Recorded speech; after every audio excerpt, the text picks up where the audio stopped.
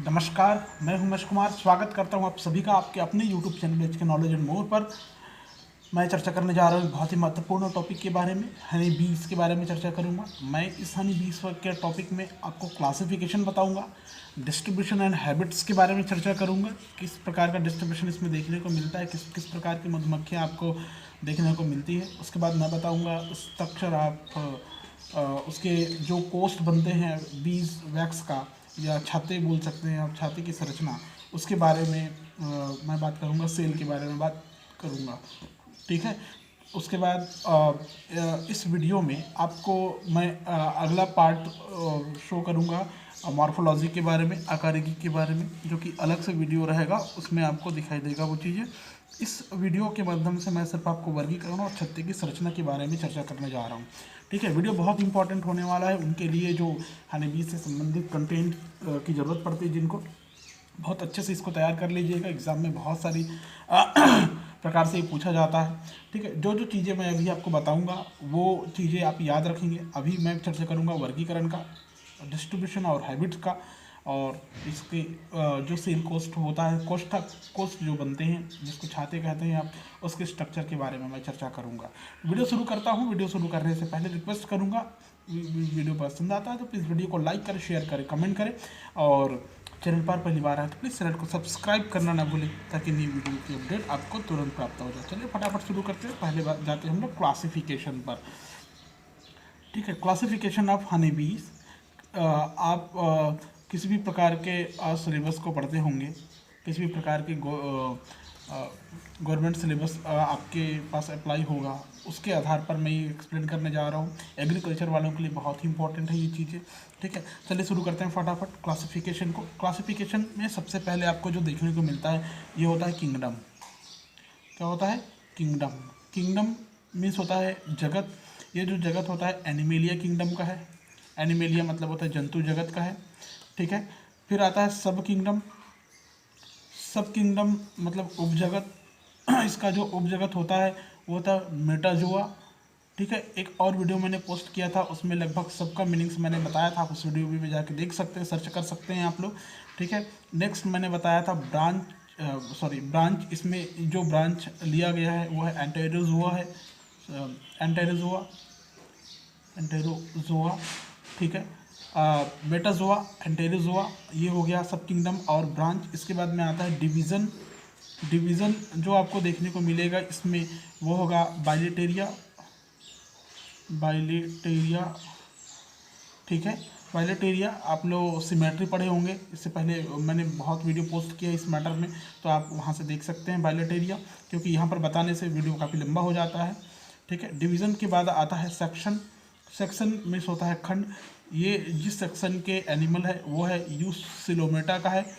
You सिलोमेटा देही गुहा इसमें present होती है, ऐसा समझ सकते हैं आप इसको। फाइलम या संघ जो होता है इसका, फाइलम या संघ जान लीजिए। ये हनी बी जो होता है ये एक संघ, जिसको बोलते हैं हम लोग आर्थ्रोपोडा। इस आर्थ्रोपोडा संघ का ये एनिमल है, ठीक है, ध्यान रखेंगे आप लोग। इसका जो सब फाइलम होगा, सब फाइलम, ये जो सब फाइलम है ये मैंडीबुलेटा होता है। मैंडिबल्स इसमें उपस्थित होता है जबड़े के रूप में, मैंडीबुलेटा, ठीक है, सब फाइलम है। उसके बाद में आता है क्लास। इसका जो क्लास है ये वर्ग है, ये होता है इंसेक्टा क्लास, इंसेक्टा की क्लास। और ऑर्डर जो आएगा इसमें, ऑर्डर मीन्स होता है गण। गण जो मिलेगा आपको ये होगा हाइमेनोप्टेरा। इससे संबंधित बहुत सारे सवाल बोर्ड में पूछा जाता है। एनिमल नाम दे देते हैं, वहाँ पर ऑर्डर लिखने का रहता है, तो आपको पता होना चाहिए जो हनी बीज होता है हाइमेनोप्टेरा ऑर्डर का एनिमल है, ये याद रखेंगे आप लोग। फिर आता है जीनस। जीनस पदानुक्रम में इस जो लाइन अभी मैंने बताया, सीरीज जो बता रहा हूँ, इसको ध्यान में रखेंगे। जीनस जो होता है इसका एपिस। एपिस एक स्पीसीज़ का हम यहाँ पर वर्णन कर रहे हैं, तो एक जीनस हम ले रहे हैं यहाँ पर एपिस का। और इसके अंतर्गत जो स्पीसीज़ आता है वो होता है मेलिफेरा का, जो लगभग मेलिफेरा, ठीक है। एपिस मेलिफेरा इसका पूरा नाम हुआ। इसका अगर साइंटिफिक नेम की बात करें तो एपिस मेलिफेरा इसका नाम होता है, जिसमें से जीनस है एपिस और मेलिफेरा क्या है, स्पीसीज या जाति है। जैसा मैंने शुरुआत में कहा था कि क्लासिफिकेशन बहुत ही इंपॉर्टेंट है, एग्जाम में क्लासिफिकेशन पूछा जाता है, अच्छे से तैयार करेंगे। ठीक है, क्लासिफिकेशन के साथ में कभी कभी इकोनॉमी की इंपॉर्टेंस पूछा जाता है। इकोनॉमी की इंपॉर्टेंस मैं जब लाइफ साइकिल शो करूँगा उस समय बताऊंगा। अभी इस वीडियो में केवल क्लासिफिकेशन, डिस्ट्रीब्यूशन और उसके छत्ते के बारे में बात करेंगे। ठीक है, नेक्स्ट पॉइंट इसमें आपको देखने को मिलता है वो है डिस्ट्रीब्यूशन। डिस्ट्रीब्यूशन इसका कहना चाहिए कि वितरण एंड हैबिट्स जिसको बोलते हैं आप लोग स्वभाव, हैबिट्स। इसमें आपको देखने को मिलेगा कहाँ कहाँ पर पाई जाती है और किस किस प्रकार की प्रजाति में आपको देखने को मिलता है। वैसे तो मधुमक्खियाँ जो होती है विश्व भर में पाई जाती है, आपको क्लियर कर ले, क्लियर हो जाना चाहिए। विश्व के सारे भागों में मिलेंगी। यूरोप की सामान्य मधुमक्खी एपिस मेलिफेरा का नाम यहाँ पर शो किया गया है, ये यूरोप की है, याद रखेंगे। ठीक है, विश्व भर मतलब वर्ल्ड वाइड फैला हुआ होता है। यूनिवर्सल, मैं एक शब्द प्रयोग करता हूँ यहाँ पर, यूनिवर्सल, मतलब हर जगह आपको देखने को मिलेगी। ठीक है, यूरोप की एक मक्खी का नाम यहाँ पर जो एपिस मेलिफेरा लिखा है, यूरोप की मक्खी है, याद रखेंगे। लेकिन मैं यहाँ पर लिख देता हूँ एक बार, एपिस मेलिफेरा, ये यूरोपियन हनी बीज है जो पूरे विश्व में फैली हुई रहती है। ठीक है, और इसके अलावा कुछ प्रजातियां जो भारत में पाई जाती है वो कौन कौन सी है वो देखेंगे, जिनका स्वभाव, आकार, आवास मैं आगे क्लियर कर रहा हूँ, ध्यान से देखेंगे आप लोग। इंडियन हनी बीज के बारे में जब भी हम लोग बात करते हैं, पेपर में एग्जाम में पूछा जाता है भारतीय मधुमक्खी की कोई 2 प्रजाति के नाम लिखिए, 3 प्रजाति के नाम लिखिए, तो यहाँ पर आपको मिलेगा इंडियन हनी बीज। इंडियन हनी बी, देखिए इंडियन हनी बीज की कौन कौन सी प्रजाति इसमें देखने को आपको मिलता है। क्लियर है, तो वीडियो में आगे चलते हैं हम लोग, इसका कौन कौन सा है ये देख लीजिए। इंडियन हनी बीज के बारे में बात करते हैं। ठीक है, इसमें एक हनी बी आता है जिसका नाम है जिसको हम लोग कहते हैं एपिस डोरेट बोलते हैं, जिसको हिंदी में सारंग मधुमक्खी कहते हैं। ठीक है, एपिस डोरेट, इसको हिंदी में सारंग मधुमक्खी कहते हैं। क्या बोलते हैं इसको? सारंग मधुमक्खी कहते हैं। आपको पता होना चाहिए इंडियन हनी बीज है, मधुमक्खी है, भारतवर्ष के सभी क्षेत्रों में पाई जाती है। आकार की बात करें तो लगभग 20 मिलीमीटर इसकी शरीर की लंबाई हो सकती है। सभी मधुमक्खियों से ज़्यादा बड़ी होती है, जाहिर सी बात है ज़्यादा बड़ी है आकार में। ठीक है, लेंथ काफ़ी ज़्यादा होंगी, इसमें लेंथ वाली होती है। ठीक है, जाहिर सी बात है अगर लेंथ ज़्यादा है तो इसमें हनी का फॉर्मेशन भी ज़्यादा होगा, हनी प्रोडक्शन भी काफ़ी ज़्यादा होगा, याद रखेंगे। समझ में आ गया। ये जो मधुमक्खियाँ हैं वृक्ष की शाखाओं में कहाँ पर पाई जाती है? ब्रांचेस ऑफ ट्रीज में, ऊंची इमारतों के छज्जों में, पहाड़ी भागों पर, गुफाओं, चट्टानों में आपको ये देखने को मिल सकता है। बड़े बड़े ऊंची इमारत देखे होंगे आप लोग, नीचे देखना कई बार छत्ते दिखाई देंगे, अक्सर पानी टंकी के नीचे दिखाई देगा। बड़े बड़े बिल्डिंग्स होंगे उसके नीचे आपको, छत्ते के नीचे आपको दिखाई दे सकता है ये। ठीक है, पहाड़ी भागों में अगर जाएंगे ऊंची गुफाओं में और चट्टानों में ये देखने को मिल सकता है आप लोग। ठीक है, इनका जो स्वभाव होता है वो काफ़ी उत्तेजनापूर्ण होता है, मतलब काफ़ी एग्रेसिवनेस वाले होते हैं। ये काफ़ी अग्रेसिव होते हैं, काफ़ी ज़्यादा अग्रेसिव होते हैं, उत्तेजनापूर्ण वाले होते हैं। अगर इसको आप छेड़ते हैं तो काफ़ी ज़्यादा हाइपर हो जाते हैं, क्रोधित हो जाते हैं, और जो भी इसके संपर्क में रहेगा वहाँ पर आसपास में ह्यूमन बींग्स को और दूसरे पेट एनिमल्स पर अटैक कर सकता है या आक्रमण कर देता है। ठीक है, ये कभी कभी आपने देखे होंगे, ये अपने समूह में या ग्रुप में या झुंड में एक साथ मिलकर आक्रमण करती है। ये माइग्रेटरी स्वभाव की होती है। कैसी होती है? माइग्रेटरी स्वभाव की होती है। आपने हैबिट भी पढ़ना है इसमें, तो माइग्रेटरी स्वभाव की होती है, मतलब प्रवासी। गर्मियों में पहाड़ी पर और सर्दियों में मैदानों पर आने वाली होती है। इनके एक छत्ते से लगभग 15 से 40 किलोग्राम तक शहद प्राप्त कर सकते हैं। मैंने बताया हनी प्रोडक्शन ज़्यादा होता है, तो इसमें 15 to 40 kg के लगभग शहद आपको प्राप्त हो सकता है। इसके छत्तों का आकार भी कभी कभी 1 मीटर तक होता है। ठीक है, इसकी लेंथ 20 मिलीमीटर है, लेकिन इसके छत्ते का आकार जो हो सकता है 1 मीटर तक हो सकता है। इसे आप पाल नहीं सकते, इसे पाला नहीं जा सकता, मतलब प्राकृतिक आवास में ही ये ग्रो करता है या रहता है। ठीक है, दूसरा जो आता है इसमें जो इंडियन हनी बीज के नाम से जानते हैं वो होता है एपिस इंडिका। एपिस इंडिका जो होता है इसको भारतीय मौना के नाम से जानते हैं। ये एपिस डोरेट की अपेक्षा काफ़ी शांत स्वभाव वाली होती है। ठीक है, शांत स्वभाव वाली होती है आसानी से पाला जा सकने वाला होता है। इसका आकार लगभग 15 मिलीमीटर के लगभग होता है, ऊपर वाले से छोटा, शांत रहने वाली होती है, अंधेरे में रहती है, काम करना अधिक पसंद करती है। इनके छत्ते घनी झाड़ियों में, पेड़ों की खोखले तनों, शाखाओं और घर की छत के नीचे आपको देखने को मिल सकता है, छज्जे के नीचे मिल सकता है। छत्ते का आकार भी स्मॉल साइज का होगा। स्मॉल सेल इसमें बनेंगे, स्मॉल कोस्ट सेल ब्रांच बनेंगे, ब्रांचिंग बनेंगे, मतलब कोस्ट जो होगा, ये शाखाएं जो बनेंगी इसकी छोटे छोटे छत्ते के रूप में बनेंगे। प्रत्येक छत्ता से आप 3 to 4 kg शहद प्राप्त कर सकते हैं। ये अपने पुराने छत्तों को छोड़कर बहुत कम ही इधर उधर जाती है। आकार और आकृति में एपिस मेलिफेरा से लगभग मिलती जुलती रहती है, लेकिन एपिस मेलिफेरा भारतीय मौनों से लगभग 9 से 10 गुना अधिक अच्छे किस्म का शहद उत्पन्न करती है। ये जो ऊपर पड़े थे आप डोरेट, ये मेलिफेरा है। ये इसकी अपेक्षा एपिस इंडिका की अपेक्षा ज़्यादा अच्छे मात्रा में 9 से 10 गुना अधिक अच्छे किस्म का शहद उत्पन्न करती है। एपिस मेलिफेरा को आजकल भारत के ऊपरी भागों में पाला जाता है, ठीक है ना। मेरी इंडिका को तो पालते ही हैं, एपिस मेलिफेरा को ऊपरी भागों में, जहाँ पर पहाड़ पर्वत वाले प्रदेश होते हैं, वहाँ पर ही इसको आसानी से पाला जा सकता है। नेक्स्ट थर्ड इसमें आता है एपिस फ्लोरेरा बोलते हैं जिसको हम लोग, ठीक है। ये थर्ड टाइप्स का वर्णन हो रहा है। फ्लोरा मृमा मधुमक्खी के नाम से जाना गया, इसको मृमा मधुमक्खी के नाम से जाना जाता है। आकार में ये जो एपिस इंडिका है उससे थोड़ा छोटी होती है। छोटी होती है मतलब 15 मिलीमीटर से भी कम होंगी, less than 15 millimetre, less than 15 millimetre, ये जान लीजिए 15 मिलीमीटर से भी कम होगी। खुले स्थानों पर छत्ता बनाकर रहते हैं, आकार में काफ़ी छोटे होते हैं। एक छत्ते से एक बार में लगभग 250 ग्राम आप हनी प्राप्त कर सकते हैं इससे। इसका शहद सबसे अधिक मीठा होता है। सर्दी सहन न कर सकने के कारण ये पहाड़ों पर नहीं मिलते, मतलब जहाँ पर सर्दी कम रहती है, ठंड कम रहता है, उन जगहों पर आपको ये देखने को मिल सकती है। नेक्स्ट फोर्थ स्पीसीज इसमें आ रहा है, जिसको मेलिपोना की स्पीसीज बोलते हैं, जिसको डंपर मधुमक्खी बोलते हैं। मेलिपोना की स्पीसीज, मेलिपोना स्पीसीज, ठीक है, ये देखने को मिलती है। ये भी काफ़ी छोटी, सबसे छोटी मधुमक्खी है, डंपर मधुमक्खी के नाम से जाना गया है। इनसे इनके में डंक या स्टिंग नहीं होते, मतलब स्टिंगलेस होते हैं, स्टिंगलेस होते हैं। बाकी ऊपर तीनों में स्टिंग्स या डंक पाई जाती है, याद रखेंगे, स्टिंगलेस होती है।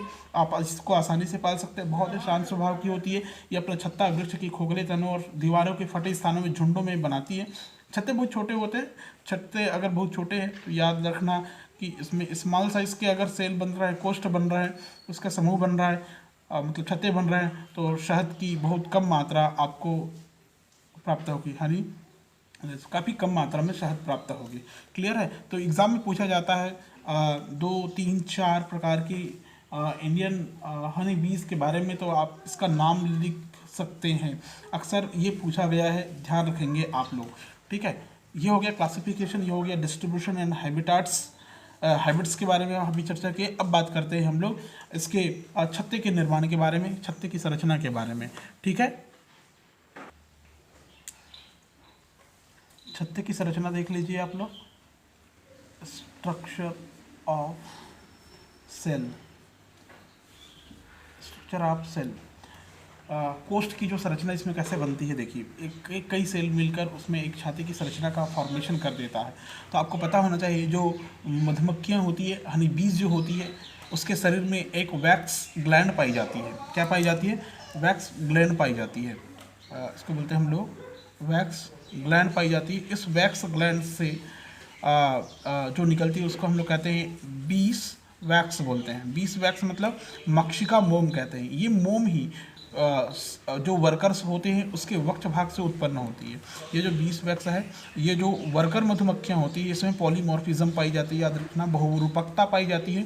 आप ध्यान रखेंगे 3 रूपों में ये मिलती है। उसमें से एक होता है वर्कर या श्रमिक के थोरैसिक भाग से उत्पन्न होती है। छत्ते जो होते हैं, इसके सेल कोष्ठ जो बनते हैं हेक्सागोनल बनते हैं, याद रखेंगे। षटकोनी आप कह सकते हैं, हेक्सागोनल या षटकोनी कह सकते हैं आप। उसको 2 स्तर होते हैं, 2 लेयर में ये बनता है। 2 लेयर में ये बना हुआ आपको दिखाई देगा। कोष्ठों की दीवारें अति महीन होती है, अति महीन मतलब काफ़ी पतली होती है, ठीक है। थिन लेयर हो सकती है, थिन लेयर सेल हो सकती है, याद रखना, सेल वॉल ऐसा लिखता हूँ मैं, कोशिका भित्ति सेल की दीवार, ठीक है। इनके बीच रिक्त स्थान को प्रोपोलिस कहते हैं, याद रखेंगे। मतलब जो बीच में कोष्ठ बनेगा सेल वाल के बीच में जो अंदर स्पेस बनेगा, उस स्पेस को क्या बोला गया है? प्रोपोलिस। याद रखेंगे, प्रोपोलिस बोलते हैं। ये प्रोपोलिस नामक पदार्थ से ढका हुआ और बांधा जाता है। रिक्त स्थानों को, जो खाली स्पेस बनता है ना सेल के बीच में, दो सेल के बीच में जो स्थान बनता है उसको प्रोपोलिस कहेंगे। मैं अभी स्ट्रक्चर बना के बताऊंगा, आपको क्लियर हो जाएगा। प्रोपोलिस पेड़ों से प्राप्त एक प्रकार का स्पेशल रेजिन होता है। ये जो होता है ये रेजिन है। क्या है? रेजिन है, जो कि किससे प्राप्त होता है? ट्रीज से प्राप्त होता है, पेड़ों से प्राप्त होने वाला एक उत्पाद होता है। उसके द्वारा कोष्ठ को ये बांध कर रखते हैं।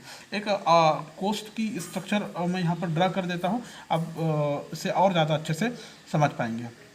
देखिए, अगर इसमें छोटे छोटे ऐसे कोष्ठ बनते हैं, इस प्रकार से ऐसे छोटे कोष्ठ बनते हैं, तो ये छोटे जो कोष्ठ है, ये छोटे कोष्ठ कहलाते हैं वर्कर सेल्स। क्या कहलाएंगे?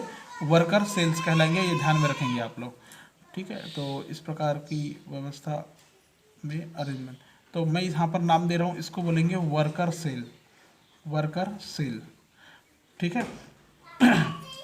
वर्कर सेल, सबसे पहले वर्कर सेल अगर आया तो मैं यहाँ पर नोट कर रहा हूँ आपके लिए, जो छत्ते या सेल के जो प्रकार है, टाइप्स ऑफ सेल, छत्ते के प्रकार में पहला मैंने कहा श्रमिक कोष्ठ या वर्कर सेल। वर्कर सेल, जाहिर सी बात है वर्कर सेल है, मतलब वहाँ पर छोटे छोटे कोष्ठ दिखाई देंगे, वहाँ पर वर्कर या श्रमिक मधुमक्खी रहेंगे। ये स्मॉल साइज के सेल होते हैं, स्मॉल साइज और शेप में आपको देखने को मिल सकता है इस प्रकार का, ठीक है। अब आता है हम बात करते हैं जो श्रमिक के बाद में आता है जो ड्रोन सेल्स होता है।